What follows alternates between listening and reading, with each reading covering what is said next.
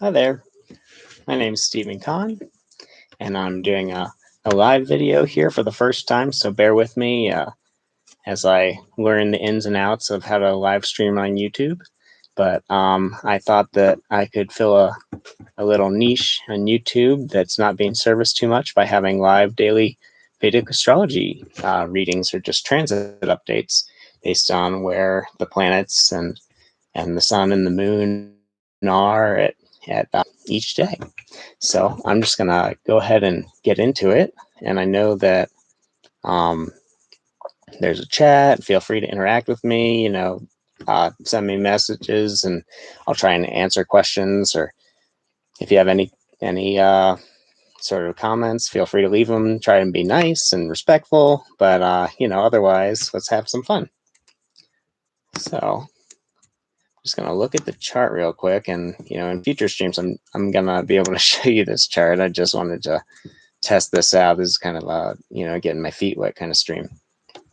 But all right, so we'll start off with the inner planets and the fastest moving planets, the most impactful planets on our consciousness. So if you don't know, basically Vedic astrology is a little different from Western astrology, although it uses the same 12 sign zodiac. There is an additional Indian zodiac. Vedic astrology is an Indian version of astrology, as in Indian. And they have their own 27 sign zodiac from back in the day. And then they incorporated the 12 sign zodiac from Mesopotamian astrology as the cultures kind of combined and people traveled and shared all the ideas and stuff. So I actually find the Vedic orientation of the zodiac, which we call the sidereal zodiac, to be a little more aligned with what I observe in my life. So that being said, today we have quite the conjunction in Capricorn, actually. We have Mercury, the moon, Jupiter, Saturn, and Pluto all in Capricorn together. And that creates quite a propensity of energy in that area of our life that Capricorn represents. It's going to be different for every person, and for every chart that you look at, it's going to be in a different house, But what Capricorn is about, you can kind of just understand the idea of Capricorn as this cold, rational, pragmatic, serious sign. And Capricorn is about kind of getting your nose down to the grindstone and working your butt off, and kind of kicking ass and taking names, but in a very realistic, practical, pragmatic way that allows you to accomplish a lot. And kind of I almost look at it like an ant, that worker ant that just does its little task every day all the time and just gets it done over time, but just a little time. So we have all these planets in Capricorn. We have Neptune, the Sun, and Venus all in Aquarius, which is another Saturn ruled sign, but it's a little bit more about ideas and concepts and the bigger picture. We have Uranus is in Aries, Mars and Rahu. Rahu is the north node of the moon. If you're familiar with Western astrology, that's in Taurus, those two. And then we have Ketu, or the south node of the moon, in Scorpio. So everything's pretty much concentrated in that Capricorn Aquarius part of the zodiac, which are two, adjacent signs. And so I'll just go through the planets. So basically, because I'm just trying to figure this out. So bear with me as I, figure out the scheme, and please, leave comments or anything if if you have any suggestions or anything. So the moon being in Capricorn is kind of a difficult placement, just because it brings us. The moon is about our feelings and our emotions and our heart. And when it comes into Capricorn, the sign of hard work and diligence and determination, we end up getting really connected and sensitized to those feelings of hard work and all the emotions that come from just putting your nose in a book, or just sticking to your task. It can tend to make us feel a little bit you might say grumpy, or just very kind of cold and a little bit emotionless. It's kind of where we're not really paying attention to our emotions quite as much because we have work to do. We have something to accomplish. So when the moon comes there, we feel like really connected and really, in love with our work in a way. So maybe today you feel a little more into what you do. Maybe you're feeling all the emotions that come from the feelings of what you do, that the activities that you do on a day-to-day basis and how they impact your feelings. But it's kind of a very, very intense energy. And when the moon comes there, we can feel the intensity because the moon is about feeling. So that's where we're starting. And then I'll just dive into actually the nakshatra, or the Indian constellation of this moon. And the moon is in Dhanishta. And Dhanishta is about rhythmic patterns. It's kind of like rhythmic motion or action. It tends to be about just being very consistent, being, I guess, musical in a way, you could say. It's more of like the drums and the bass section of the band. But Dhanishta will also, it's really symbolized. One of the symbols for Dhanishta, at least, is the Damaru drum, Shiva's drum that has two sides to it. It's a two-sided drum with the little strings and mallet that's attached to each, and you kind of flick it back and forth to create a rhythmic pattern and have the sound, mallet or each ball hitting each side of the drum at the same time. And that's supposed to signify how, this area of the zodiac allows us to work in concert with our spirit on one hand and with the material world on the other. So our spiritual side and our material side. And it's kind of it's associated with rhythmic action, rhythmic movement, dance for sure, music in general. But yeah, so I'll move on to the sun then. The sun is in Aquarius. It's in basically, when the sun is in Aquarius, the sun is about our confidence and our sense of power. And that means like our sense of who we are and how we're able to live our unique, truthful identity, our truthful life, which, is Dharma, basically, for those who don't know Sanskrit. And so the sun really shows in Aquarius that we are feeling more confident when we're connecting with society, when we're connecting with culture, and when we're connecting with big ideas and concepts. So like science is a big aspect of Aquarius because Aquarius is an air sign and it deals with preserving things. So air is the energy of thinking, the intellect. Excuse my cats in the corner.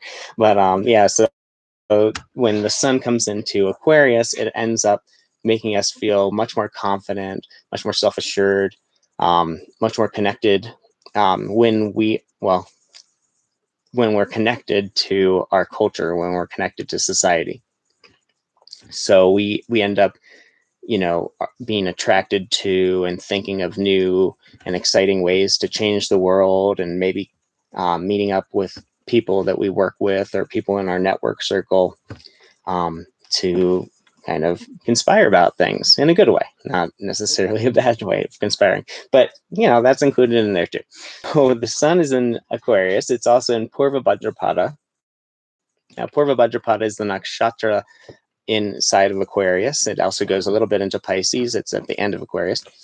And Purva Bhadrapada means the earlier of the blessed feet. And what it shows is this culmination of like mental energy that's so powerful, that is so strong from all this time that we've spent thinking of these ideas, these connecting with our culture, connecting with society, all those things that I've been talking about. And it's where we kind of get those light bulb ideas. It's almost like a lightning strike where our ideas are like this cloud, are this whole cloud, the atmosphere, and then that lightning strike of brilliance, of unity and connection. And so that's kind of what like lights us up and give us confidence right now when we're connected to our culture and our society, which can be a little difficult depending on where you are in the world, of course, right now. But that's the sun. Let's see, and then I'll go to Mercury. Mercury's actually in Capricorn as well. It's right next to the moon, and Mercury is Mercury's the planet of the intellect, and it shows our kind of discernment and our ability to communicate, and our kind of the joy that we get out of communicating, interacting with other people intellectually. It's kind of the thinking mind in a lot of ways. And so Mercury's in Capricorn. It's actually right next to the moon. It's at 29 degrees. And that shows Mercury's actually pretty happy in Capricorn because it allows us to really hone our intellect, our intelligence, our wisdom. Not, I guess, wisdom because Jupiter's there too, but it's more of the intelligence onto our work, into the areas of our life that we're working hard in, or wherever Capricorn is in our chart perchance. But it's kind of this serious, determined intellect that allows us to think through our problems and develop structures that will help us to create solutions to our problems.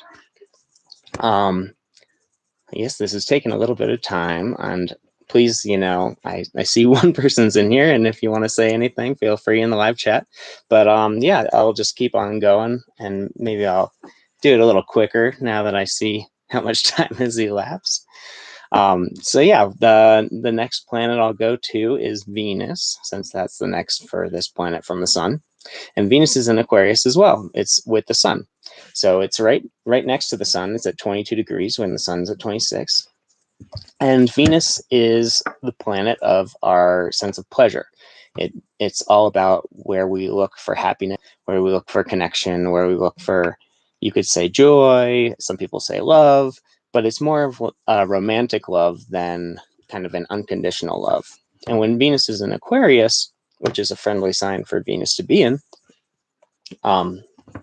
it shows that we feel this sense of connection, this sense of joy and love.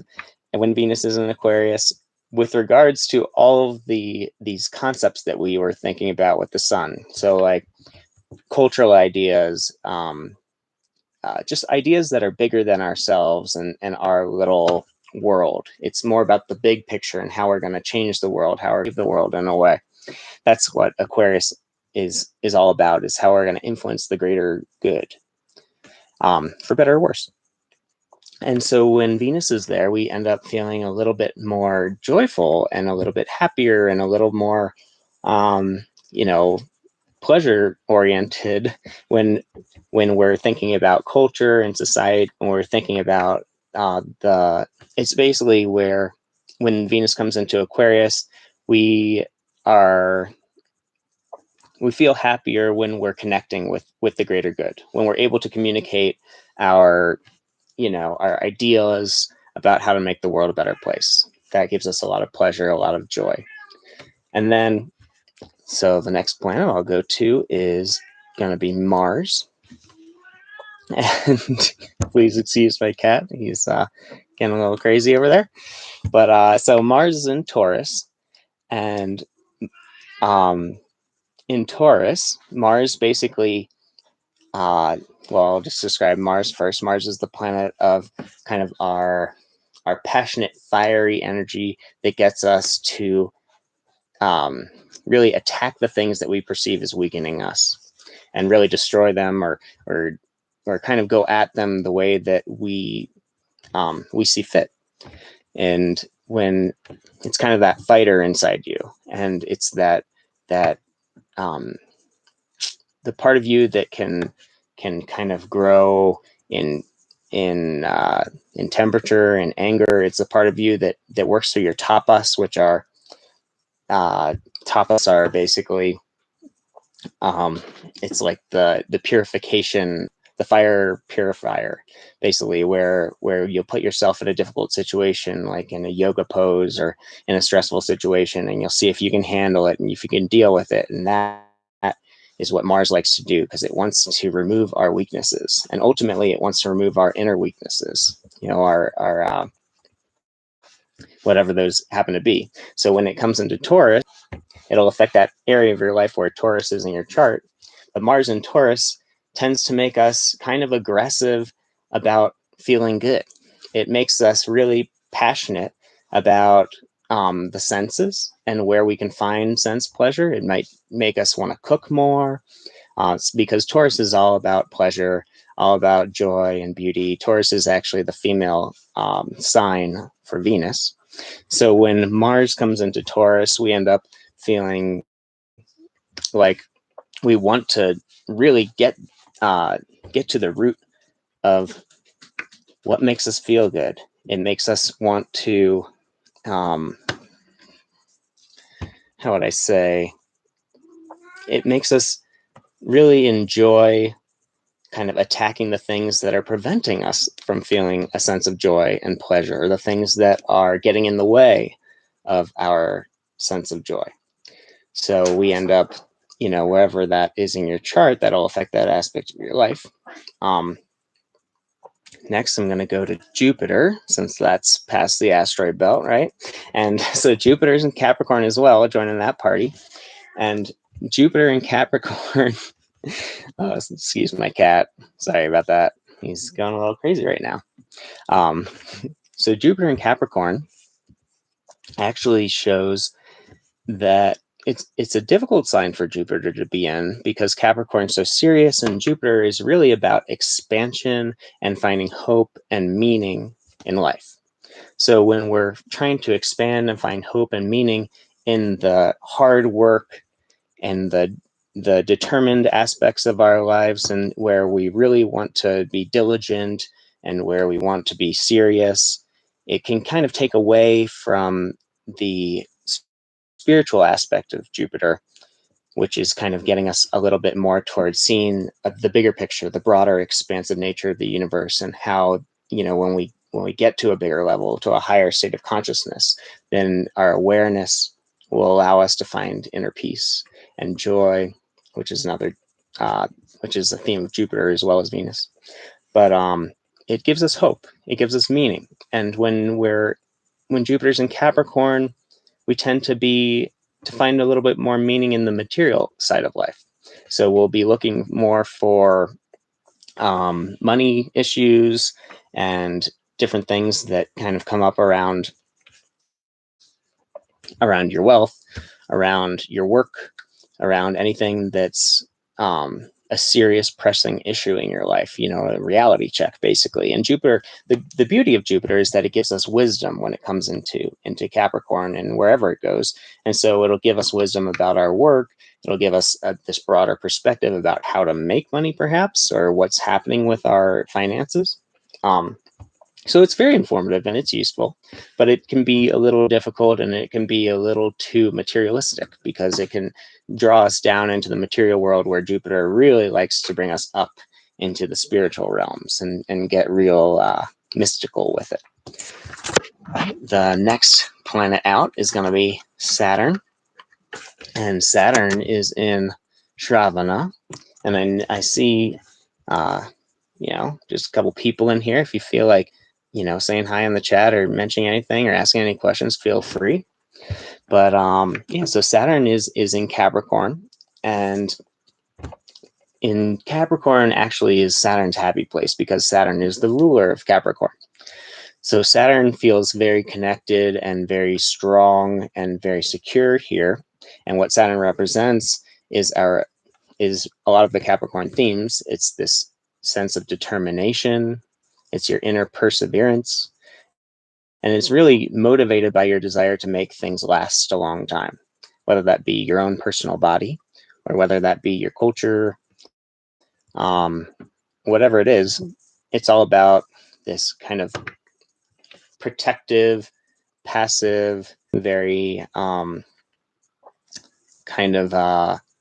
well, here's one way to look at it. Saturn kind of relates to our complex, the reptilian complex in our brain, in that it relates to the freeze aspect of the fight, flight, or freeze. Mars is the fight and flight aspect because it's all about taking action, but Saturn is about the freeze because it's about not taking action, or at least finding stillness and waiting things out. So it's oftentimes related to situations where you're locked up, you have boundaries around you, and it's very difficult to get out of those boundaries, kind of like a lot of people are around the world right now. And Saturn's in Capricorn. It's been there since this whole COVID fiasco started. And so when Saturn comes into Capricorn, it really just doubles down on our ability to make things last a long time, to persevere, to be just steady, grounded, and to do our hard work that we need to do in order to make things last. So it can kind of feel like pressure or grief or things that come up that are a little uncomfortable. So maybe, a lot of us are feeling that pressure right now with everything that's going on in the world. And we're trying to find ways to cope, and Saturn's there to help us kind of develop that sense of determination that'll allow us to live a long time, to be healthy, and to be safe in the end of the day. Now, excuse my cats if you're just coming in. They're getting a little feisty tonight. This is my first time doing this, so feel free to say something in the chat, say hi, or just ask me any questions or whatever. Otherwise, I'm just going to continue on. The next planet, or the next, celestial point in this case, is Rahu, or the north node of the moon. Now, the north node of the moon, or Rahu, kind of represents our obsessions and what we didn't really get a chance to do as a kid or in our past, and so we really want to do it now, and we want to take it forward with us. And Rahu's in Taurus.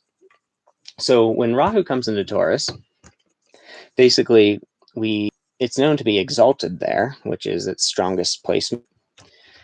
It's arguable that other placements are just as strong, but what the reason is because it brings stability into our lives. Because Taurus is the sign of stability in so many ways, just like Capricorn, it's an earth sign. Taurus is more about the pleasure part of life and the joy and the happiness that we're looking for. And so when Rahu comes into Taurus, we really become kind of obsessed with finding some sort of pleasure, some sort of joy, some sort of happiness. And since it's conjunct Mars right now in the sky, it ends up being a little bit more of an aggressive form of trying to find this sense of joy and pleasure. So you might feel like you're interested in just going after what you want and not really worrying about what other people think, because finally you get the opportunity to do it. And this happens, there's a natural process in our lives where we phase into our Rahu as we get older, around like our 30s. And it's that we have the independence and the freedom and the responsibility in order to pursue what we actually want to do, rather than what we maybe had to do as a kid or what we were asked to do. So Rahu in Taurus for this next year actually is going to be causing us to want to find pleasure, to want to find joy, to want to find a sense of sensory enjoyment in everything in life.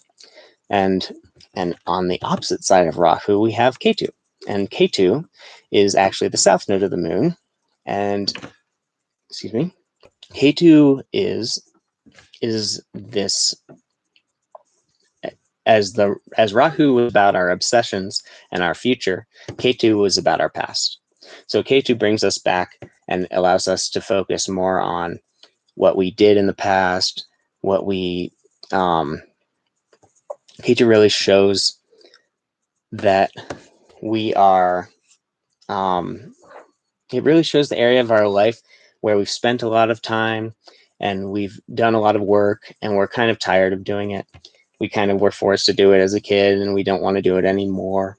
So when Ketu's in Scorpio, as it is right now, it shows that Scorpio is kind of the sign of emotional processing, dealing with our inner weaknesses, our emotional issues, or any sort of things that we might be scared of, or things like that. Scorpio has that kind of reputation as being dark and everything, as you probably know. So when K2's in Scorpio, we tend to avoid those things. We tend to say, hey, I don't want to deal with my emotions right now. I want to go and feel all the good things in life. I want to eat good food and just be happy, like Rahu and Taurus is asking me to do. But it really is kind of interesting because it brings us to this point of non-attachment with K2, where if we do, and we are asked to focus on this aspect of our life and kind of it's really about finalizing karma there. It's finishing up whatever whatever things we did in our childhood that we were asked to do that don't really resonate with us anymore, but we need to kind of just put that last notch in, or the final nail in the coffin type of thing. And so this is definitely asking us to revisit our emotional issues, our feelings, all the deep dark feelings that we might be going through, and trying to get us to process them and come to a sense of peace with them. And really kind of, since Scorpio is about Scorpio is the female side of Mars, and Mars is about destroying the things that we perceive as weakening us. So when we look at Scorpio energy, we're really destroying our inner demons. We're destroying our inner emotional issues that we don't want to have anymore. So basically, that's the gist of it. Those are the inner planets that we study in Vedic astrology. In general, all this energy in Capricorn, having the Moon, Jupiter, Saturn, and Mercury all there, as well as Pluto, will really tend to bring a sense of seriousness into our lives, sense of almost this kind of just stability and groundedness. And in a way, it kind of is asking us to build our foundation. We've been going through, I'm going to just talk about what we've been going through now. Please, if you're new here, and this is my first video, so you're all new, please feel free to ask me a question in the chat or say anything, whatever. And so basically, this whole COVID situation, this whole lockdown situation that we've all been going through for the most part in the world, is largely related to the stellium, or this group of planets in Capricorn. Now, Capricorn is about boundaries. It's about being serious. It's about staying alive and protecting the things that we love over a long period of time, making sure they last a long time. So having these planets, Jupiter and Saturn, Jupiter's been in Capricorn for nearly a year now, and Saturn's been there for a year as well, and Pluto as well. And so what these planets are really asking us to do is analyze this, analyze our lives in a way that allows us to bring more stability, more security, more real security and stability. And that means, observing our money, our habits, our bodies, and wherever this is in your life, it's going to be different for every person, since Capricorn is a sign rather than a house. The house actually shows what area of your life that things take place in. But Capricorn, wherever it is in your life, is really asking you to take a serious, cold, hard look at whatever's going on there. And in general, I think in society, this is asking us all to really find our sense of security, find our sense of safety, and find whatever it takes for us to persevere and survive and live on. Now, we have this Aquarius energy also that's going on with the Sun, Venus, and Neptune all conjunct, and that's more of a transitory, just a 1 month transit, since the Sun moves 1 degree per day, and that's about 1 month per sign, as we have 12 months in the year. And so what this month is about, really, in terms of the Sun being in Aquarius, is now kind of towards the end of that, but I'll touch on that, is really about the bigger picture too. We're thinking more about society and how we can connect to society, how we can connect to our network circles, and how we can turn that kind of determined energy that we use from Capricorn, that serious progress that we made or that we're still making, build that foundation that we built, to allow other things to prosper, to allow our ideas to come to fruition, and to have kind of a safe space so that we can think more, we can connect more with our peers, with our networks, with society at large. I know I keep saying it, but it's good to, drill it down and remember that. And so this is kind of the month where we're looking at society and we're saying, okay, how do we need to make a change? How can I make a difference, in the world, by not just making a difference in my life with that Capricorn energy and trying to stay safe and protect myself and my loved ones. This is about society. This is about all of us. This is about our universal existence, right? Beyond the earth. And so that's kind of a big theme for the next few days. The sun will be exiting Aquarius in 4 days.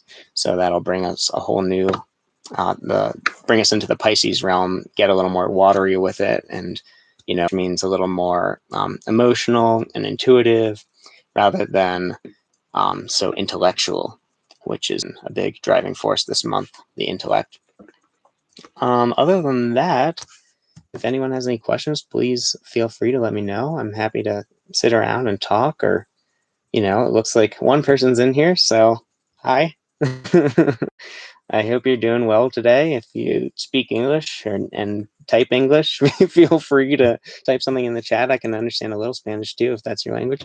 But yeah. And if you have any questions about what's going on in the sky, this is just my first video, and I'm going to try and, do them regularly and do once a day, and just kind of allow people to get an update of what's going on, what kind of energy is out there. So just in recap, lots of energy in Capricorn, very serious sign. And the moon's there, so we're feeling deeply connected to that aspect. However, we're dealing with our boundaries right now. That's kind of how we're feeling right now. We're very in touch with that emotionally, and we're sensitized to that right now. Now, tomorrow, the moon will be in Aquarius, and I'll talk more about that then. I just spoke about that. But yeah, we have Rahu and Mars in Taurus, the north node of the moon and Mars, causing us to really go after the things that that please us, seeking pleasure, and finding, joy in different aspects of our life, and finding connection. And Taurus is actually also about, building things, that create beauty. So I almost consider it the sign of the craftsman, woman, craftsperson, whatever. And what that shows is that when Mars is there, we're kind of like taking no prisoners with our craft. We're developing our skills. We're creating this beautiful piece of art, or whatever it is that we're creating, maybe a book or ideas in our heads, or we're more attracted to movies and stuff like that, things that bring a sense of pleasure and joy, and maybe the things that are a little more, that bring a little more light and a little more levity and joy into our lives. Yeah, otherwise, I hope you all have a great day. I'm going to try and figure out how this works. And I will catch you later. Have a great day, and I'll see you tomorrow.